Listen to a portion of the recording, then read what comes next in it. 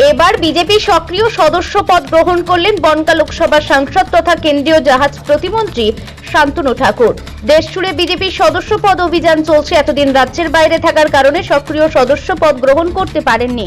তবে এদিন বাড়িতে এসেই বনগাঁ সাংগঠনিক জেলা সভাপতির কাছ থেকে সক্রিয় সদস্য পদ গ্রহণ করলেন শান্তনু ঠাকুর।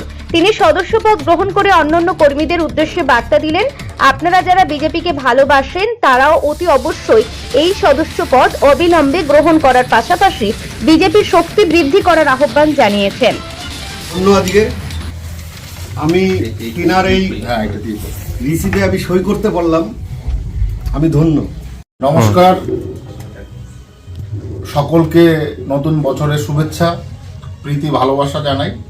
আমার সঙ্গে আছেন এই বনগাঁ জেলার সভাপতি আমাদের সম্মানীয় দেবদাস মণ্ডল আছেন, আমাদের সাথে আছেন এই জেলার সাধারণ সম্পাদক সম্মানীয় চন্দ্রকান্ত দাস, আমাদের সাথে আছেন আরও আমাদের প্রতিনিধিরা। তো আজকে আমি মেম্বারশিপের যে অ্যাক্টিভ মেম্বারশিপ সেটা করেছি।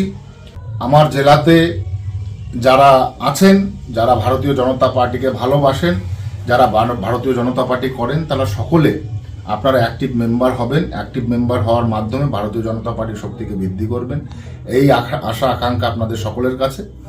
জয় হিন্দ। আমি ধন্যবাদ জানাই আমাদের প্রিয় সাংসদ শান্তনুদাকে। আপনাকেও নতুন বছরের শুভেচ্ছা, অভিনন্দন এবং ঈশ্বরের কাছে প্রার্থনা করি আপনি আরও অনেক বড় জায়গায় পৌঁছান এবং এই লোকসভার মানুষ শুধু নয়, সারা বাংলার মানুষের সেবা যাতে আপনি করতে পারেন সেই প্রার্থনা করি।